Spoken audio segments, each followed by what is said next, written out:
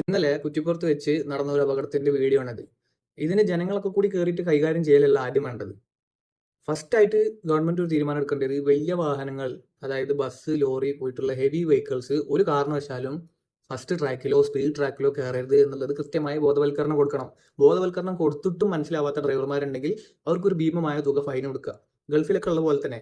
അല്ലാന്നുണ്ടെങ്കിൽ എന്താണെന്നറിയോ, അപകടങ്ങൾ കൂടും.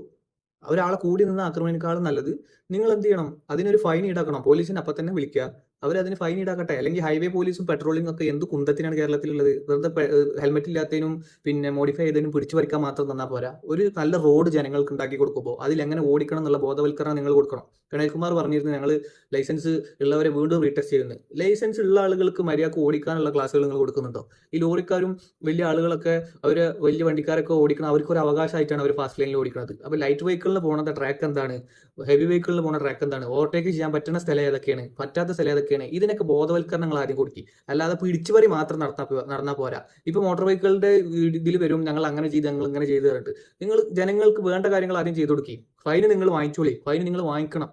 നമുക്ക് സേഫ്റ്റിയുടെ ഭാഗമായിട്ടുണ്ടാവുന്ന നിയമലംഘനങ്ങൾക്ക് നിങ്ങൾ ഫൈന് വാങ്ങിക്കണം. പക്ഷെ ഇതുപോലുള്ള സംഭവങ്ങളിൽ ആദ്യം ഇടപെട്ടിട്ട് ഇതിനെങ്ങനെ കുറക്കാൻ കഴിയുന്നു, അല്ലെങ്കിൽ അപകടം കൂടുകയുള്ളൂ. ലൈറ്റ് അടിച്ചാലും ഹോൺ അടിച്ചാലും മാറി തരാത്ത, അല്ലെങ്കിൽ മിററും സെക്കൻഡ് ട്രാക്കും ഒന്നും നോക്കാതെ ഒറ്റയടിക്ക് ലൈൻ ചേഞ്ച് ചെയ്യുന്ന ആളുകളൊക്കെയാണ് ഇവിടെ ഏറ്റവും കൂടുതൽ അപകടം ഉണ്ടാക്കുന്നത്. പുതിയ റോഡുകൾ മാത്രം ഉണ്ടാക്കി കൊടുത്താൽ പോരാ, അതിന് എങ്ങനെ ഓടിക്കണം എന്നും കൂടി ആളുകൾക്ക് പറഞ്ഞു കൊടുക്കണം. അല്ലാതെ സോഷ്യൽ മീഡിയയിൽ വന്നിട്ട് ഞങ്ങൾ അങ്ങനെ ചെയ്ത്, ഞങ്ങൾ ഇങ്ങനെ ചെയ്ത്, ഞങ്ങൾ ഉടനെ അറസ്റ്റ് ഉണ്ടായി, ഒരു വീഡിയോ നിങ്ങൾക്ക് എതിരിട്ട് ഞങ്ങൾ അപ്പം അതിനെ അറസ്റ്റ് ചെയ്തിട്ട് BGM കയറ്റിയിടല്ലോ, അതിലല്ല കാര്യം. അപകടങ്ങൾ ഇല്ലാതെ നോക്കണം. ഇത് നാട്ടുകാരൊക്കെ കൂടി കൈവെക്കേണ്ട ഒരു സാഹചര്യങ്ങൾ നിങ്ങളും കൂടി ഉണ്ടാക്കി കൊടുത്തുകൊണ്ടാണ് ഇത്രയും വലിയ പ്രശ്നങ്ങൾ ഇവിടെ ഉണ്ടാകുന്നത്. അതിനുള്ള പരിഹാരം കണ്ടെത്തി.